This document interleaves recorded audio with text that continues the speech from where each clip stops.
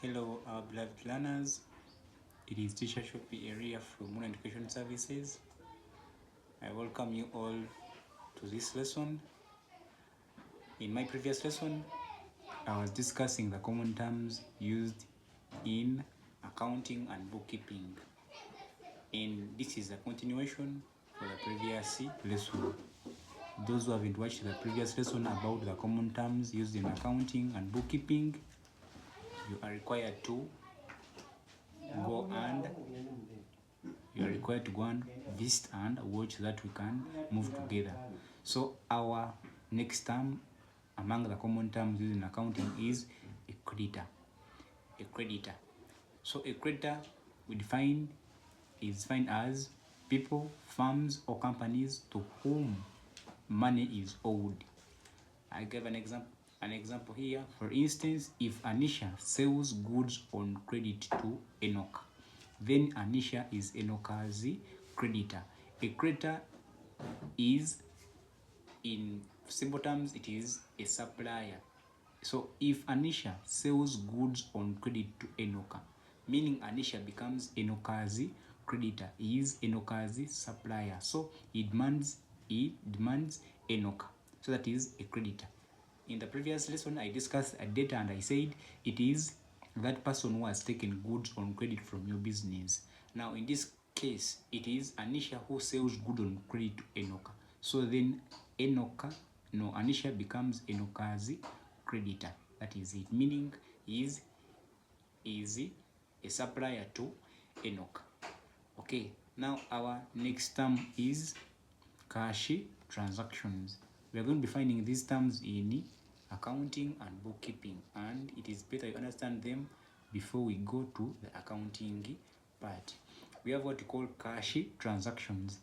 Refers to any business transaction in which money is paid as soon as goods are delivered or services rendered to the buyer.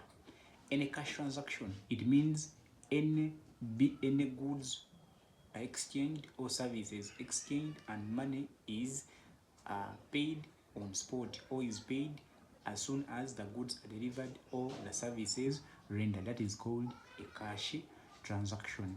You're going to be finding these transactions in accounting. Now we have different forms of cash transactions. I discussed some of them here for your good. We have forms of cash transactions. One, we have what we call spotty cash. This is where cash is paid immediately the buyer receives the goods or service. That you want to buy chocolate from the canteen. When the canteen lady delivers the chocolate to you, you pay there and then. No promising that the money is for future or in the next date. No. Meaning if you pay money there and then or on spot, as the good is delivered, you pay there on spot. That is called spotty cash. You pay goods immediately the goods or services is rendered. Okay. Then the other type is what we call cash on delivery. This is where the seller receives money as soon as goods reach the premises. This one is always on cash on delivery. Take an example. This one always apply in this delivery. People who deliver, let's say, drugs, these online hospitals and clinics. If a doctor delivers or if you order drugs online and those bike boys bring that medication to your premises, you have to pay there and then. Meaning you're going to pay those goods on at your premises. Meaning you're going to pay those goods when that good is delivered to your premises. Meaning you want them to deliver that good to your premises. Okay, that is cash on delivery. If they don't deliver, meaning you don't pay, but you pay when the goods have reached your premises. Okay. Then the other example, the last type of cash transaction is cash with order. This is where the buyer sends cash to the seller at the time the order is placed. It is an advance payment made by the buyer. This one always applies to these food deliveries like cafe givers and all that, meaning you pay for the good before it is even delivered. So it is an advance payment by the buyer. Let's say you're ordering a cloth on Gigi and all those delivery platforms.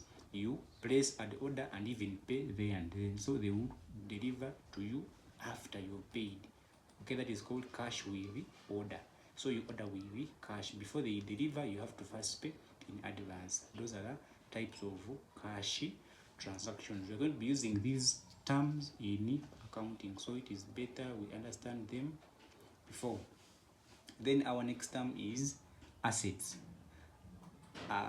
These are items, belongings, or resources owned by the business that aid in generation of income and profits for a given period of time. So an asset is an item. It can be an item, it can be belonging, it can be resource, it can be money, it can be anything that aids in generation of income and profits for business in a given period of time. Talk about if you have, let's say, capital, that is money, that is an asset. It helps you set up the business, set up buildings, employ teachers, and so you will be able to gain money from the tuition or the school fees paid by the students. So that capital or that money becomes an asset. Now we have different types of assets, and there are two types of assets. We have what we call fixed assets. Fixed assets. Fixed assets just mean these are items, belongings, or resources that aid in generation of income and profits for the business for a long period of time or for many financial periods. So items, belongings, or resources that aid in generation of income and profits for a long period of time or many financial periods is called a fixed asset. Examples of fixed assets, we have what we call land, machinery, buildings, furniture and fittings, equipment. There are many. So you find out that if you buy land now and you set up, let's say, a school on it, you're going to be earning profits from the school on the land you build for many and many years. So if an asset is used to earn profits and income to the business for many years, it is called a fixed asset.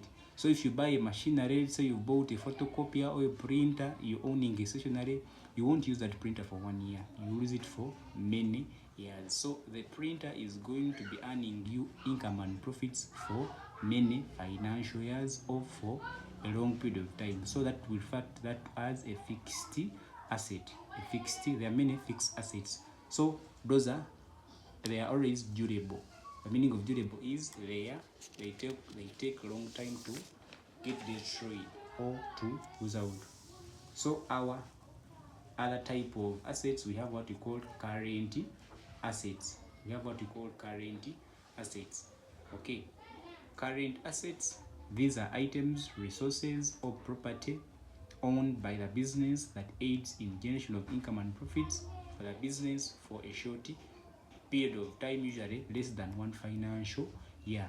So a current asset, it is an item or resource or property that is owned by the business that aids in generation of income and profits, but for a short period of time. Examples of current assets, we have what we call stock. Stock means the inventory you produced. Let's say you own a steel and tube industry, the iron bars you produce, the iron sheets you produce becomes your stock. So you sell off that stock and earn money, but that money you won't use it for many years. You just use it in that period, so it is a current asset. Then debtors, that amount of money you get from people who have bought goods on credit, you won't use it for many years. You're going to just use it in that period, or you say pay workers and it gets the machines. Okay, then we have what we call cash at hand, cash at bank, and many others. So those are all current assets. So these ones aid the business to make more money and more incomes, but not more than 1 year. So they enable the business make money and make profits, but within 1 year or less than 1 year, and they are called current assets. Okay, then we have what the other term is liabilities. Now, liabilities are short-term and long-term claims of financial obligations payable by an individual or the business by outsiders. If you own a school and you get a loan from the bank, let's say that loan is payable within 1 year, it becomes a short-term liability. Liabilities are even referred to as debts or claims or financial obligations you have to pay. So these are like debts the business has to pay. So if the debt or if the period given for the payment of the debt is 1 year, that one becomes a short-term liabilities.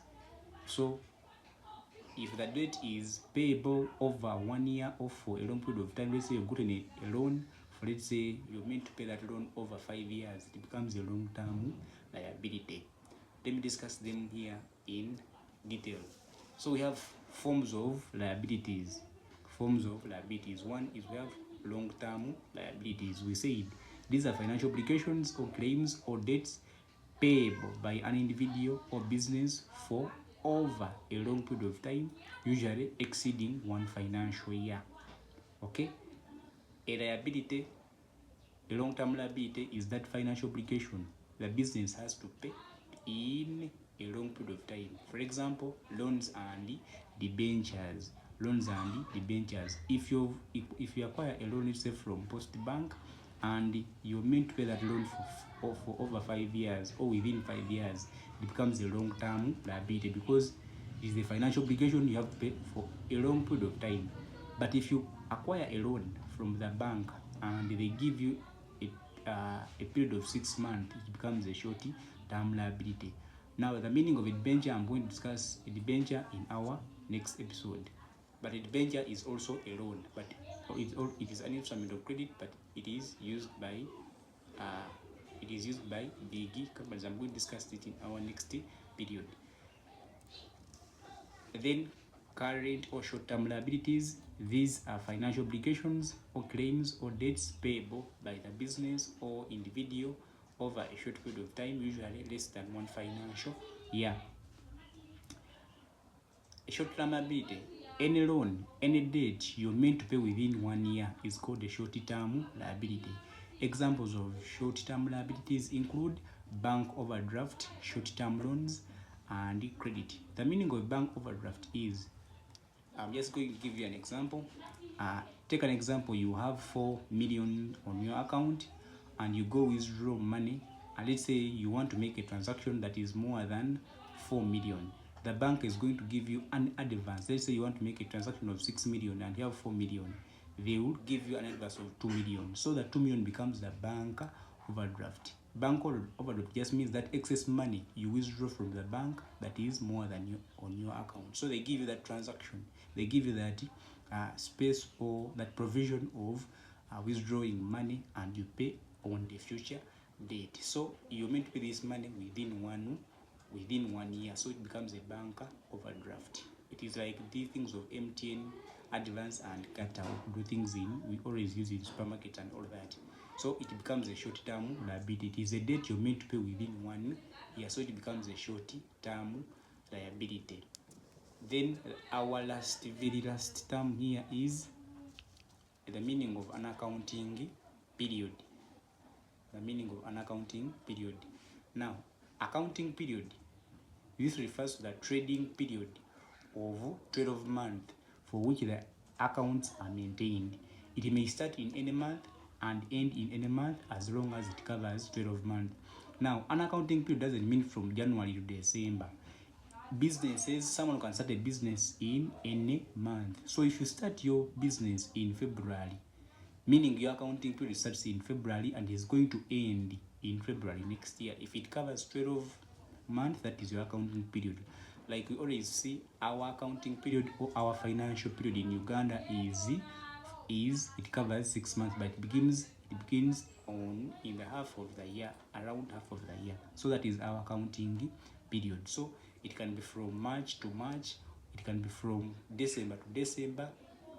If at all it covers 12 months, that is it becomes an accounting period where those financial accounts are maintained. It becomes a financial or an accounting period.